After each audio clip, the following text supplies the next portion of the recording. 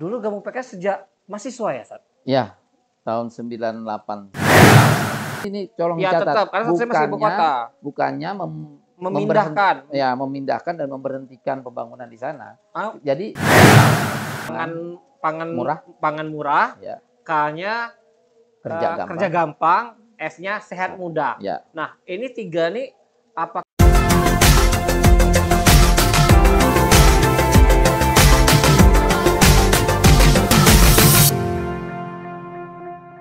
Assalamualaikum warahmatullahi wabarakatuh. Kita jumpa lagi dalam program PKS Podcast Kisah Semua dari PKS TV Kota Jambi. Teman-teman sekalian, kita hari ini sudah kedatangan tamu spesial langsung dari DPW PKS Provinsi Jambi. Kita langsung undang beliau datang. Kita sapa dulu ya. Assalamualaikum Ustaz. Waalaikumsalam. Apa kabar Ustaz Heru? Alhamdulillah baik. Nah, ini kita kedatangan Ustaz Heru. Kita kira-kira mau ngebahas tema apa nanti nih? Kayaknya seru banget karena sudah mulai kampanye terbuka ya untuk seluruh partai politik untuk pemilu 2024 nanti. Nah, sebelumnya saya juga akan menyapa teman-teman nanti di channel YouTube kita. Silakan subscribe dulu di channel YouTube kita di PKS TV Kota Jambi. Nah, baik Ustaz Heru. Baik. Jadi saya ini tertarik dari lihat berita kemarin beberapa hari yang lalu kita ngebahas tentang launching atau kick off pemilu ya. Nah, kabarnya kemarin juga ikut hadir ke sana ya, Ustaz? Ya. Baik, alhamdulillah. Assalamualaikum warahmatullahi wabarakatuh. Pada hari Ahad lalu tanggal 26 November kemarin, memang DPP PKS mengadakan Rapimnas, rapat pimpinan nasional, dan salah satunya juga kita adakan kick off kampanye nasional. Dan kita berhimpun di situ para ketua pimpinan-pimpinan di pusat, lalu kemudian ada dewan pakar juga yang terdiri dari beberapa unsur elemen masyarakat, lalu kemudian juga ada ketua-ketua partai DPW tingkat provinsi ya se-Indonesia, serta ada juga undangan spesial yaitu Bapak Anies Rashid Baswedan, karena sekaligus kami dari para pimpinan-pimpinan partai se-Indonesia ini juga ingin tahu apa saja visi beliau dan juga program-program terkait dengan kesiapan beliau nanti menjadi presiden 2024 nanti. Jadi Ustaz Heru sendiri hadir itu memang mewakili dari PKS Provinsi Jambi ya? Iya, betul. Karena di provinsi pun Ustaz sebagai ketua DPW ya, dan juga maju ya di pemilihan besok nih. Ya, alhamdulillah diamanahkan, diminta untuk maju di DPRD Provinsi Jambi. Nah, boleh sapa kita, ya, subscriber kita. Ini di soal nanti Ustaz Heru Kustanto SPD MPD untuk DPD Provinsi ya, Ustaz? Insya Allah. Dapil Kota Jambi, nah, nomor urut 1. Nah, nomor urut 1. Ya. Karena sebelum nanti kita jauh membahas tentang apa aja yang dibahas di saat Rapimnas, kayaknya memang harus kita tahu dulu nih, Ustaz Heru ini sebenarnya sebelum jadi ketua DPW apa aja aktivitasnya ya? Karena memang kayak nggak mungkin kalau di PKS itu gabung langsung jadi ketua, itu nggak mungkin. Pasti sudah ada rekam jejaknya panjang banget. Dan saya sudah sempat lihat di grup juga rekam jejak beliau. Kita konfirmasi dulu. Dulu gabung PKS sejak mahasiswa ya, Sat? Ya, tahun 98. Nah, 98 itu kan berarti masih nama Partai Keadilan ya? Partai Keadilan. Nah, berarti ceritanya tanpa ada sejahteranya. Jadi dulu berarti termasuk saksi deklarasi berarti? Betul. Saya kebetulan pada saat itu masih kuliah di salah satu perguruan tinggi di Jakarta. Lalu kemudian deklarasi Partai Keadilan itu di Masjid Al-Azhar, di pelatarannya, di halaman lapangan Masjid Al-Azhar. Nah, pada saat itu memang saya ikut menyaksikan langsung di depan panggung ya posisinya. Dan setelah itu saya ditunjuk juga untuk jadi pengurus salah satu kelurahan. Jadi memang karir saya di politik ini memang dari bawah. Lalu kemudian di tahun 2021, 2022 itu merger PK dengan PKS. Itu juga saya hadir 2001. Di Monas ya, di Monas 2001. Di Monas saya juga hadir.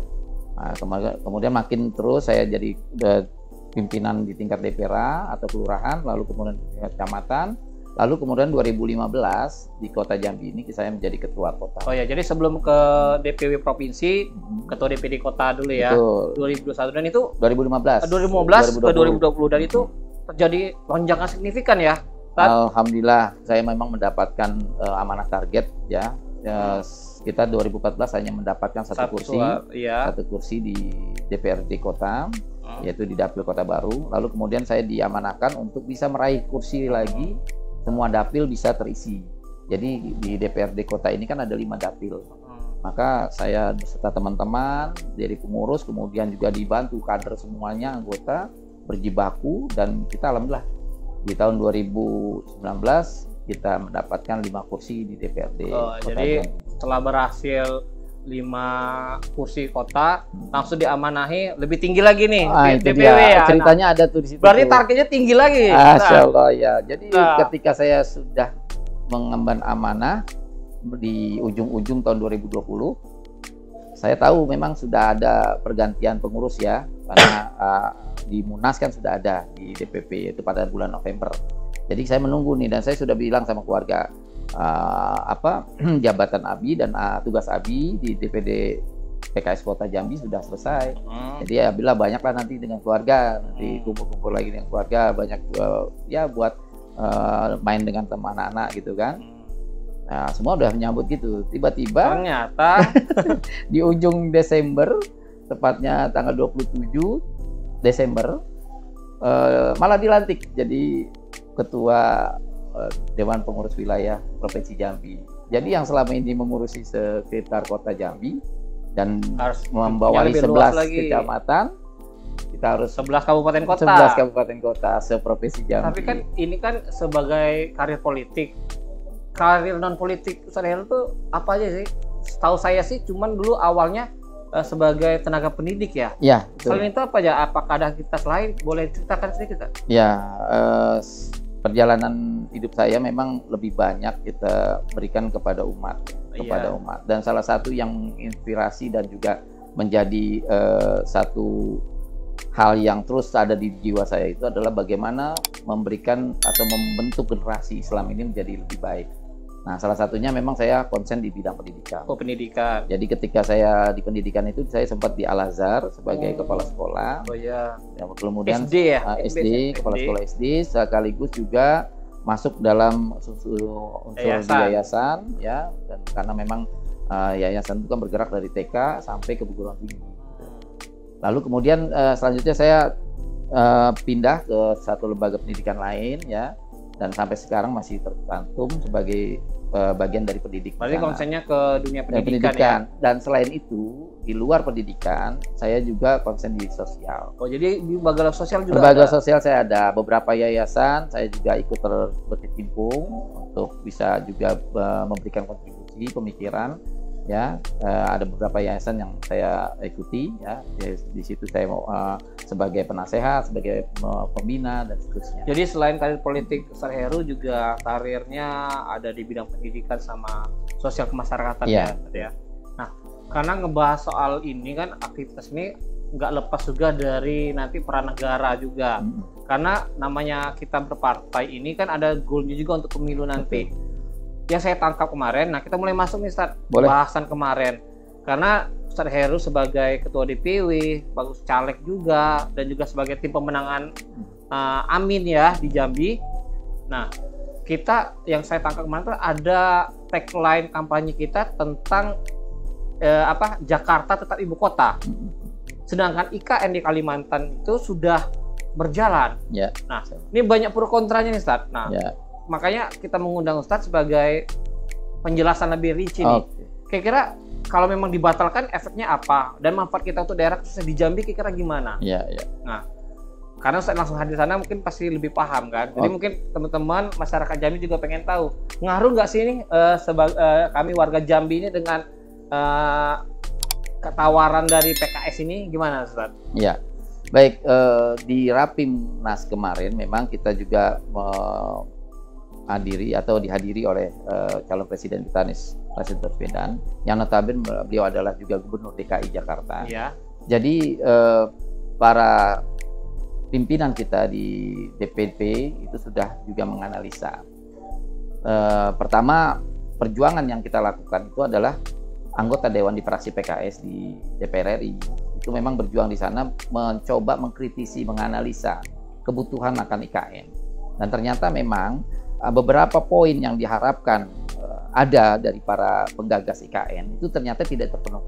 Di mana seperti masalah analisa dari sisi keuangan, analisa dari sisi AMDAL dan seterusnya.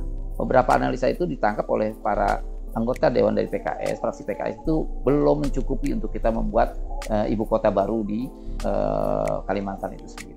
Maka dengan hal ini pun ditambah lagi dari para pimpinan kita dan para anggota Dewan kita juga menyelami apa aspirasi masyarakat terkait dengan IKN. Ternyata memang masukan-masukan dari masyarakat itu banyak secara silent majority itu banyak yang memang tidak berkenan. Jadi di situ ya PKS mengambil peran.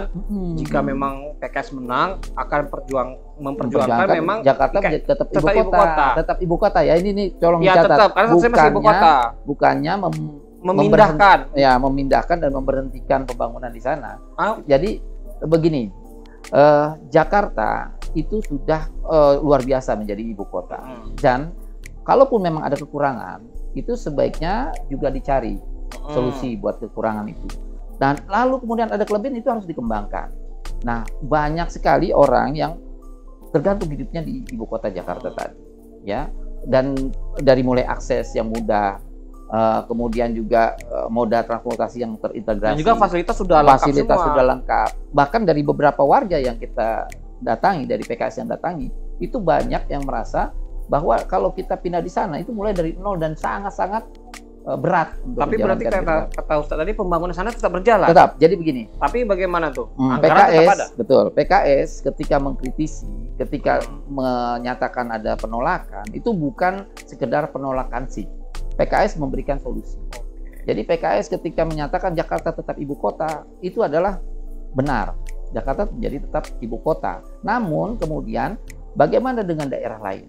Nah, kita dari PKS juga mengusulkan atau menggagas nanti ke depan ketika PKS menang, maka akan dibangun 15 titik di daerah untuk pengembangan ekonomi. Jadi lebih pemerataan ya. Pemerataan pembangunan. Jadi kalau kondisi saat ini ketika dijadikan IKN yang baru, itu kan dana terserap full satu titik ya, aja. Bayangkan. Jadi dengan menjadikan Jakarta itu tetap ibu kota, pemerataan anggaran yang ada pun diratakan. Betul. Nah, jadi daerah lain malah lebih bermanfaat nanti, nggak cuma terfokus di satu titik. Karena kalau di IKN yang baru harus bangun gedung kantor lagi, pusat administratif lagi. Betul. Belum dari sisi keamanan. Keamanan juga. Dan juga itu pohon-pohon ditebang juga. Iya.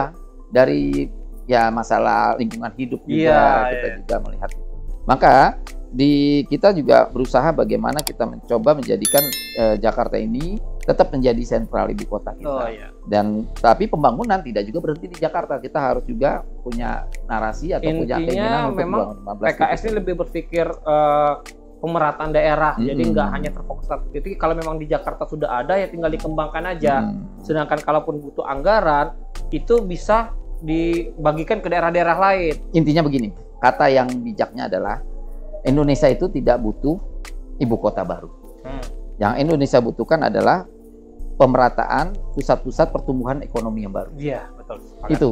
Jadi proses pembangunan di kota Nusantara nanti misalnya di Kalimantan itu tetap dilanjutkan tapi diubah fungsi menjadi pusat pertumbuhan ekonomi masyarakat.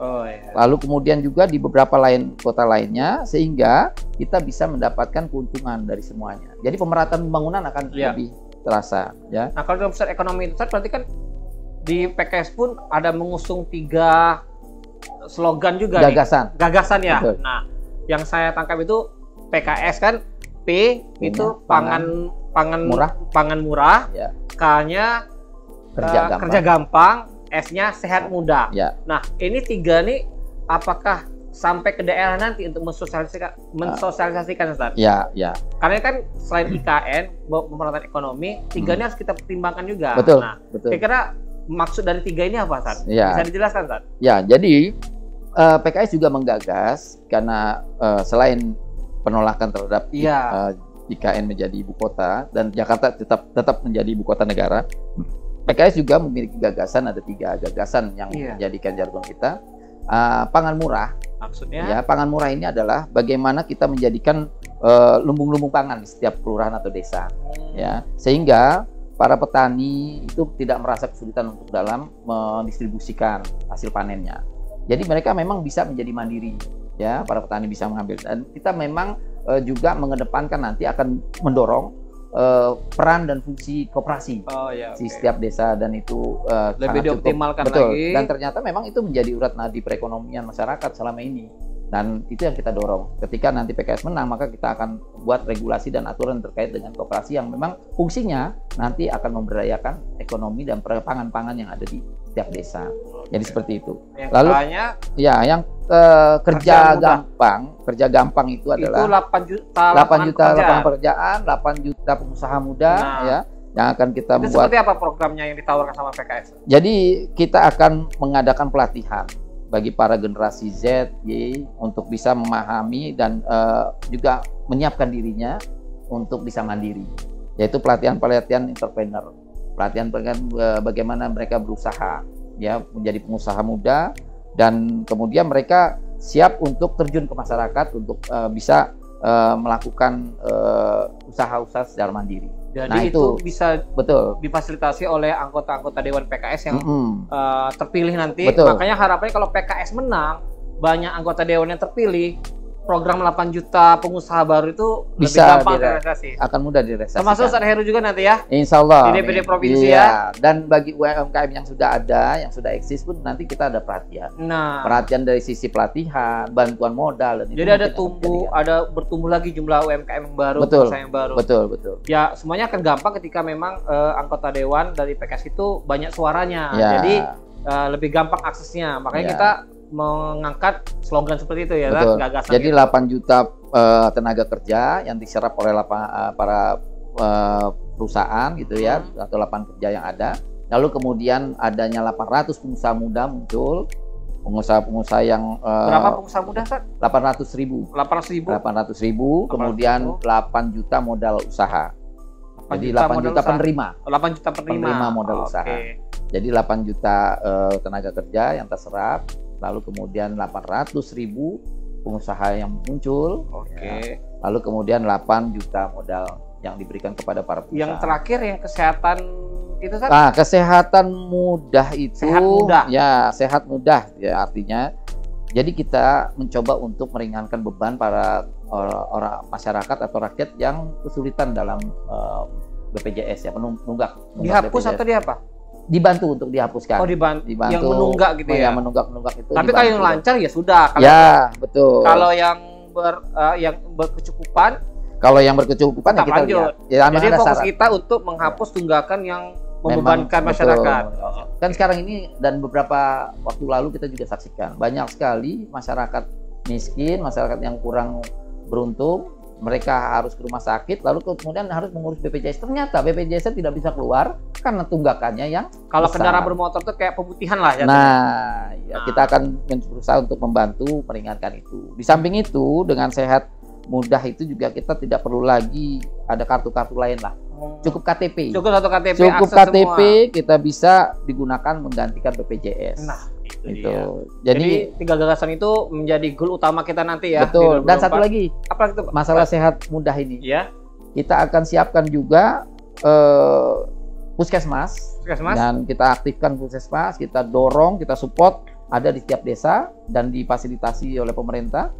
Lalu kita anggap sebagai kalau berobat itu tinggal lompat gitu. Oh gitu ya. Nggak usah jauh-jauh, nggak usah ya. kemana-mana. Dengan fasilitas, fasilitas yang ada. Dan disiapkan juga 3 rumah sakit tipe B di setiap provinsi. Ya. Seperti itu. Nah itu yang akan kita rancang. Nah yang memang kampanye gagasan ini akan kita terus gaungkan karena selama ini kita memilih partai, memilih calon presiden. Kita terkadang cuma melihat gimmicknya baik. Kita cuma melihat dari sisi sikap ataupun casingnya saja. Tapi tidak pernah kita mencongkel atau berusaha untuk mengadu visi atau gagasan terhadap apa yang harus dilakukan ketika dia menang. Apa yang dilakukan ketika dia sudah bisa mendapatkan suara signifikan di pemilu 2024. Nah ini yang harus terus kita gaungkan, bahwa kita harus cerdas dalam memilih saat ini. Ya. Nah itu. Jadi dari semua yang kita bahas tadi ya teman-teman, semua itu hanya jadi gagasan kosong kalau memang tidak milih PKS, karena gagasan itu sudah difikirkan matang-matang, yang mana jika memang nanti diamanahi sama Allah untuk semua anggota dewan itu sesuai kuota kita, sesuai target kita, semua gagasan itu akan lebih mudah kita wujudkan. Baik itu mulai dari menjadikan Jakarta tetap ibu kota, pangan murah, kerja gampang, sehat mudah. Jadi baik itu dari pusat maupun daerah itu akan diwujudkan nanti oleh anggota dewan dari Partai Keadilan Sejahtera. Tapi syaratnya memang satu, PKS menang. Nah, PKS menang. PKS menang apa artinya? PKS menang di Parlemen RI, yaitu kita bisa mencapai 2 digit minimal 15%. Nah, begitu. Doakan, dukung PKS. Nah, ya. Terima kasih ya Ustaz Heru atas penjelasannya. Jadi dengan kampanye gagasan ini semoga memberi pencerahan untuk masyarakat Jambi juga dan untuk teman-teman semua yang menonton cuplikan podcast ini. Semoga apa yang kita cita-citakan nanti 2024 itu terwujud. Nah, saya selaku host pada hari ini juga mohon undur diri. Atas perhatiannya saya ucapkan terima kasih. Wabillahi taufiq wal hidayah. Wassalamualaikum warahmatullahi wabarakatuh. Waalaikumsalam warahmatullahi wabarakatuh. Ya, siap. Kami Indonesia, bangsa Indonesia, cinta Indonesia, cinta NKRI, berjuang bersama rakyat, bergawe bersama rakyat, PKS, beloin rakyat. Kami Indonesia, cinta persatuan, cinta keadilan, cinta NKRI. Kami berjuang untuk rakyat, kami bergawe untuk rakyat, PKS, beloin rakyat, PKS menang, rakyat senang. Menang, menang, menang, PKS menang, PKS menang, rakyat senang. Menang, menang, menang, PKS menang. Menang, menang, menang, PKS menang.